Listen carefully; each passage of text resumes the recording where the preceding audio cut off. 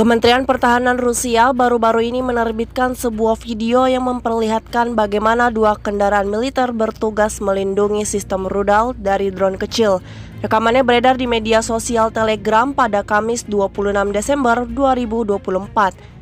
Pertahanan udara Bagi dijaga ketat oleh sistem rudal pertahanan udara Angkatan Bersenjata Rusia. Kendaraan militer ini dipersenjatai dengan 6 senapan mesin AK yang terpasang. Tampak dalam rekaman para awak tank bergerak maju dan mulai melancarkan serangannya. Hingga video ini beredar, beragam respon diberikan warganet.